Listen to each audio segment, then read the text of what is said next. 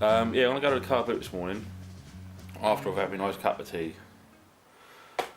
and hopefully look around and get some bargains, because I love car boots. I haven't been to this local one, it's massive, there's hundreds and hundreds of cars there. So I haven't been there for about 3 years now, so this is going to be a massive treat, because you never know where you're going to find the car boots. You can't predict it at all. So I'm after the same idea that Mick, Animal Tendencies, done. Getting an old blade and maybe doing it up. If I don't find one, I don't find one, but I'm going to keep going. Eventually I'm going to find a nice one and mod it to how I want it to be. So that's one item I'm looking for. Anything military, old kit. I'm after a PLCE water bottle DPM pouch for me £58 bottle and mug.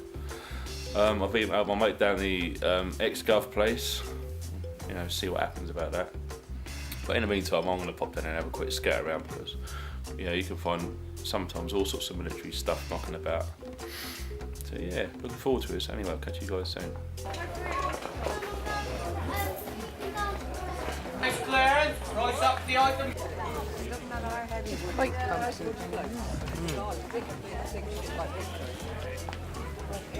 Rucksack. Yeah, I'll have a little think of that. They're just like cast iron little cook set, isn't it? Is it £5 for the lot? Yeah. Brilliant. All day breakfast roll. Love it.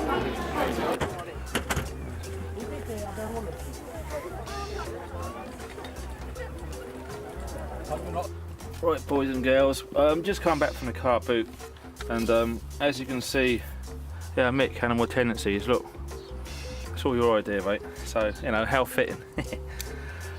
Got these. Believe it or not, these two here. There's a lovely fellow who had this store, and he goes around and gets in old tools, cleaning them up and sells them on. And believe it or not, these two cost me £3, £3 and he even wrapped it all up for me in this chisel, so I can safely get it back home. So I'll just try and open her up without making a picture of it, and show you what I've got. I mean, I just fell in love with the quality of this. Well, I think you can see where this is going. I want to make myself a blade as a project. I don't know when, probably, I doubt if I'm going to do it this year, because I've still got to buy all the tools and stuff, but I'm determined to give it a go. But yeah, look, I don't know how well that's picking that up, but that is one really good quality piece of steel. I've just done some measurements for you, and at the thickest point here, that is 9mm thick.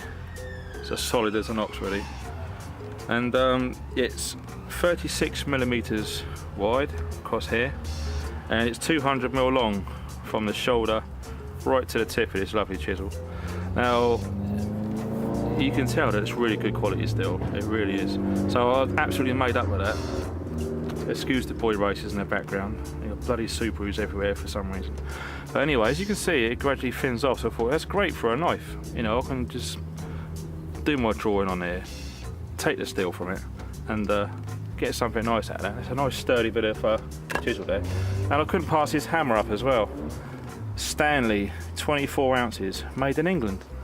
And we had a nice little conversation, me and this lad at the car boot, selling all this stuff. Now, he knows good quality when he sees it, and so do I, thank God.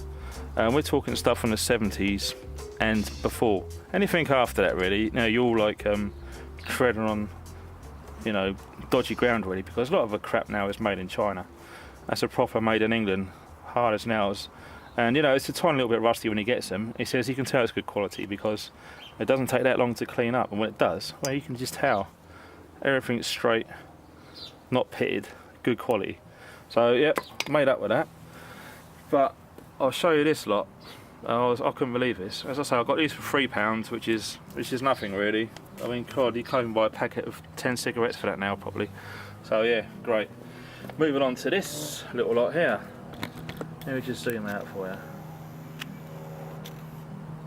you. It's like one of those cook sets. Now I paid, what did I pay for this? £5. I tried to get it for £4.30. So this is the only change I've got, and I've only got £20 notes. He goes, oh, that's alright, I can change a £20 note. Well, I tried, but I first saw it down and I thought, oh, that's quite handy, but it's quite heavy, so I'm not sure. So I was thinking about it as I was walking around the other stalls, and I thought, okay, I'm going to go back there because there's something telling me about this. As you can see, it's a meths burner, and it's got the old the gauze tray there with the old fibre inside. Put your meths in there. It's all solid. Weighs a ton. This is cast iron, I believe. And okay, great, brilliant. You know, it's something different to have, a bit quirky, and of course, all of it all fits together nice and neatly. So you put your meths in there, and I think that goes on there somewhere. Let's see how that's picking up. Yeah, that's cool. Right, and this, I'm not sure about this. I don't know if that's used just to put it out. I'm not sure. You know, I have to give you some help on this because there's no instructions of it. And I just saw it and I thought it's quirky and I liked it.